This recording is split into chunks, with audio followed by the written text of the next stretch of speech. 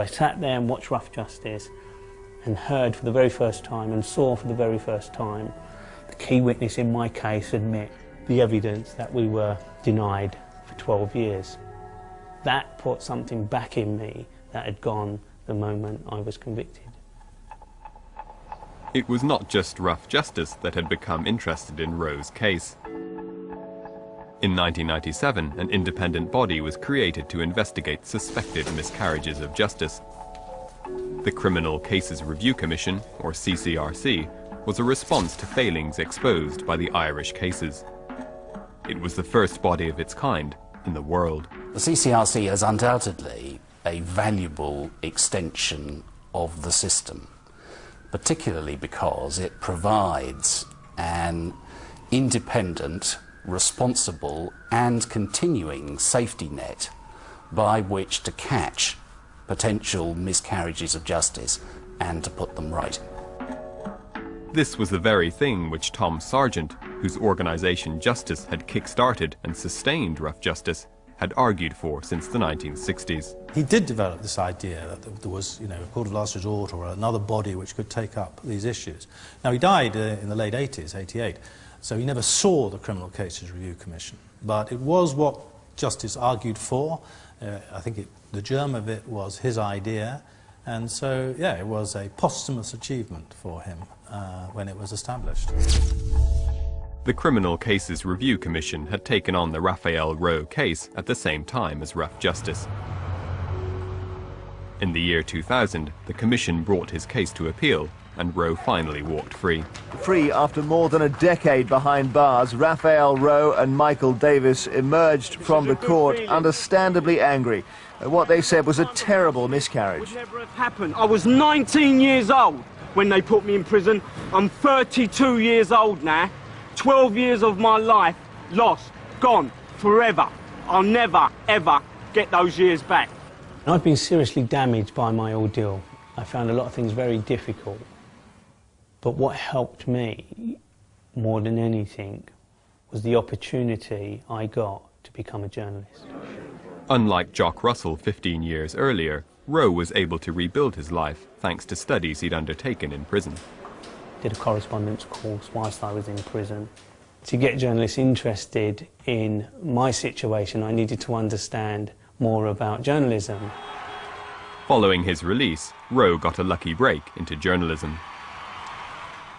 It was a chance meeting with the then editor of the Today programme on Radio 4 that started the second phase of my life. In 2002, Rowe became a reporter for BBC Radio 4's Today programme. With Rowe's release thanks to the Criminal Cases Review Commission, it seemed as if television investigations into miscarriages had become redundant. I think the setting up of the CCRC removed from public service broadcasters the feeling that this was an area that they had a duty to look into and to investigate and to televise it. Nearly everyone who was involved in making miscarriages programmes wanted a criminal cases review body. They kept saying there isn't an official way of looking into miscarriages, and it was created. A great thing to do that. But by doing that, you could argue that the grounds for making programmes about it, about having dedicated units, was somewhat undermined. It gave them the opportunity to say, well, OK, we can leave this to the CCRC and we can move on and we can do other things. The institution that had helped free Rowe was now helping undermine Rough Justice. In 2000, David Jessel left investigative television altogether to become a commissioner on the Criminal Cases Review Commission. The CCRC was like kind of the nationalisation of the miscarriage of justice industry, as it were. The Criminal Cases Review Commission seemed to provide the solution. The judicial system had been fixed, and journalists began to look for other causes to champion.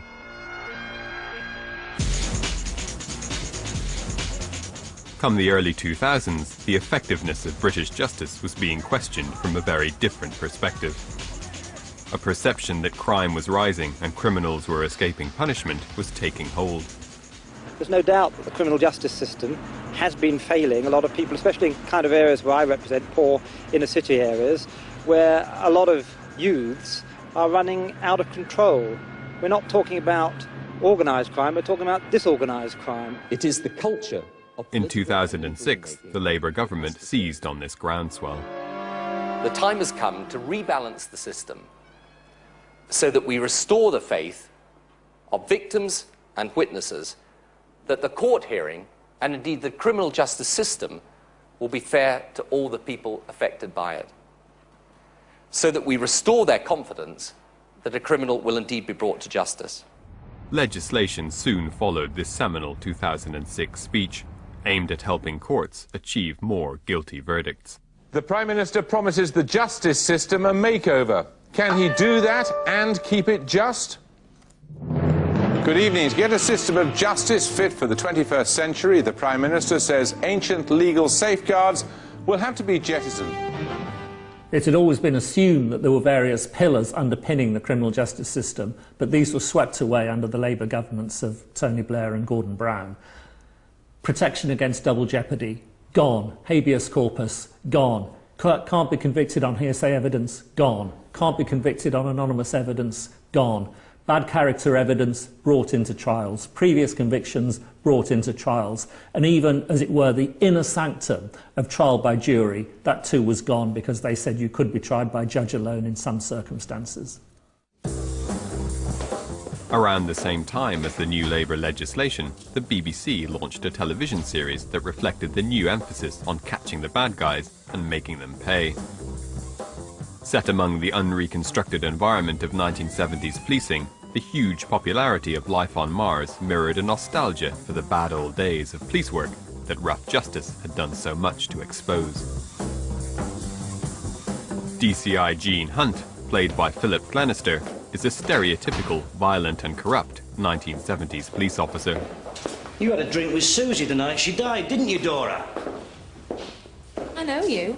From the picket line. You put the boot into my old man. Oh, happy days. It's fascinating to watch the public's reaction to the BBC series Life on Mars, in that the DCI, whose approach is, is hardly human rights compliant, and his management style is appalling, becomes the hero because it's that type of tough policing that is popular. I'm done with this game. Let's play another. Let's play hopscotch or pin the tail on the donkey. You pick, Dora. I want a lawyer. I want a hump, Brick. What are we going to do? It's popular until you end up on the wrong end of it. And that's the dilemma. And until you're a victim who wants a decent professional service, or until you're a suspect who gets mistreated by a police officer acting that way, actually as a sort of citizen standing back, maybe your cops making sure that the bad guys are dealt with because they're other people is okay. Actually, it's not okay at all. With the zeitgeist on the side of catching criminals at all costs, the process of proving someone innocent all but disappeared from TV screens. In terms of the journalistic agenda and what programme makers feel that the public are interested in, I think it's terrible to put it this way, but it's slightly gone, miscarriages of justice, slightly gone out of fashion as an issue, and we're much more interested in looking at the legal system and the police system in other ways. Changes within television added to the decline of the miscarriage story. Television worries enormously about audiences. It worries about the commissioning structures and how the audiences are going to be reached. And on the whole, what that's led to is a greater degree of centralisation and more power vested in the hands of the channel controllers and the commissioners in particular genres, and less of the kind of small little units, the places where people are getting on with doing other things and come out and surprise you. It's not a kind of deliberate thing, but Rough Justice was very much a victim of that. Despite shrinking resources, in 2007, under producer Simon Ford, Rough Justice defied the odds and broadcast its first film in 2 years. This is the story of a brutal murder, a burglary that led to the death of a 79-year-old woman. But it is also the story of a man who says he was nowhere near the crime, but has been jailed for life for murder. The programme reflected the diminished status of Rough Justice. Lacking the resources to conduct its own investigation, The film followed a group of undergraduate students conducting independent research into the case of Simon Hall, a man imprisoned for murder in 2001. Good morning. Can I speak to Professor Jameson, please? This is Gabby from the University of Bristol Innocence Project. The students were part of the Innocence Network, a Bristol University-based organisation dedicated to reinvestigating suspected miscarriages of justice. Across the country, hundreds of students contribute their free time to this volunteer organisation. The Simon Hall case required complex scientific analysis. The evidence against Simon was a trail of fibres found at the murder scene, which the prosecution say matched fibres found at Simon's home and in his car.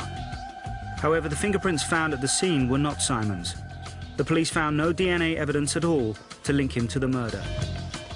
The fibre evidence at the heart of Hall's conviction demonstrated how the nature of reinvestigating criminal cases had shifted. In the Simon Hall case, the conviction in the end was mainly based on the examination of fibres. So we have scientific evidence taking over cases and dominating them.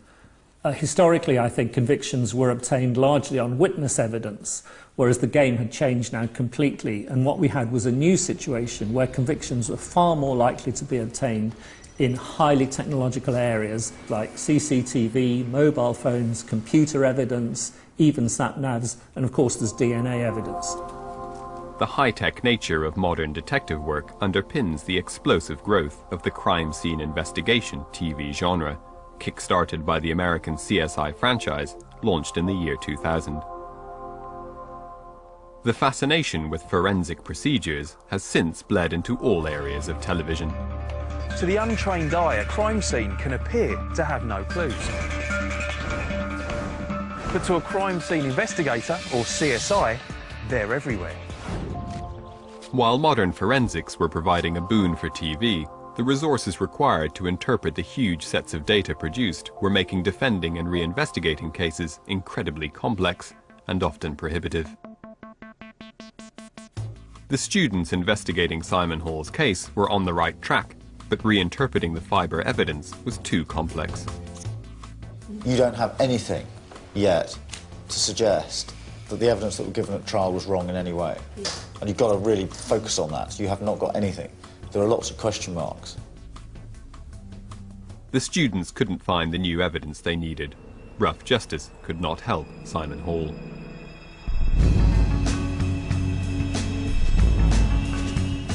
In 2007, Rough Justice was cancelled, 25 years after it reopened the case of Jock Russell. Simon Hall, like anyone else believing themselves to be the victim of a miscarriage, would have to rely on the Criminal Cases Review Commission. Yet there are questions over how much the Commission can achieve. But I think there are still a number of issues with the CCRC. The level of resources are constantly dwindling.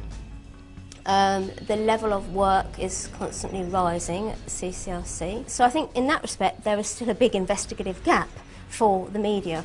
Prisoner number So with some criticism of the Criminal Cases Review Commission beginning to be generated, is there still a need for a programme like Rough Justice? I'd have thought it would be relatively easy for the BBC to justify such a thing, provided it wasn't politically biased, provided it was doing its investigations without fear or favour, and provided it was not seeking to make a political point. Embarrassing the judicial system, I think, is absolutely fine and is merited if the judicial system has been proved to be wrong or wanting in some way.